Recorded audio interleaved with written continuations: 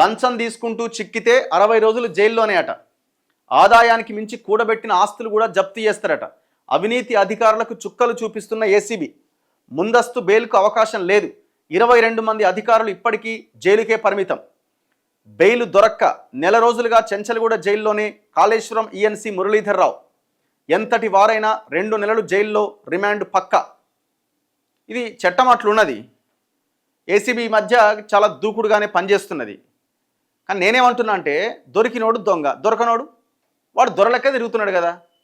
ఇవాళ ఐఏఎస్లు, ఐపీఎస్లు, కొంతమంది సీనియర్ అధికారులు, రెవెన్యూ డిపార్ట్మెంట్లో ఉన్న వాళ్ళు ఒక్కొక్కడు 1000 కోట్లు సంపాదించి దర్జాగా తిరుగుతున్నాడు. వానికి పోస్టింగ్ల మీద పోస్టింగ్లు వస్తున్నాయి.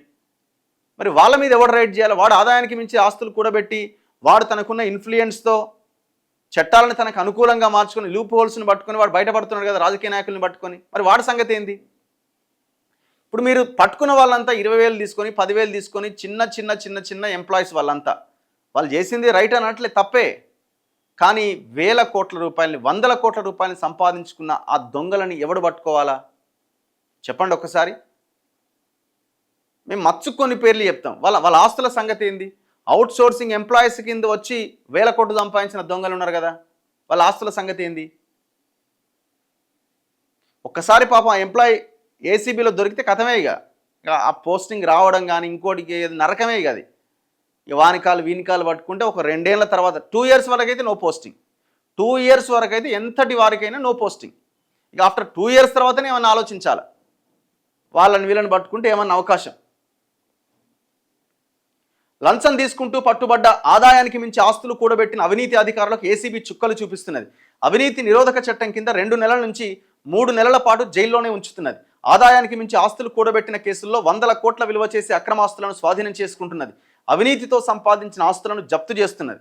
ఈ ఏడాది 8 నెలల కాలంలో మొత్తం 162 కేసులు నమోదు చేయగా ప్రైవేటు వ్యక్తులు సహా దాదాపు 180 మందిని ఏసీబీ అధికారులు అరెస్ట్ చేశారు. ఇందులో 22 మంది గత 3 నెలలుగా జైల్లో ఉన్నారు. ఆదాయానికి మించి ఆస్తుల కేసులో కాళేశ్వరం ఈఎన్సీ మురళీధర్ను గత నెల 22వ తేదీన అరెస్ట్ చేయగా నెల రోజులుగా బెయిల్ లభించట్లే. ఆయన దాఖలు చేసిన బెయిల్ పిటిషన్లు కోర్టులు డిస్మిస్ చేసినాయి.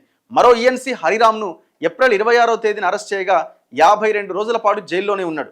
జూన్ 11వ తేదీన అరెస్ట్ అయిన ఎగ్జిక్యూటివ్ ఇంజనీర్ నూనె శ్రీధర్ 48 రోజుల పాటు జైలు జీవితాన్ని అనుభవించిండట.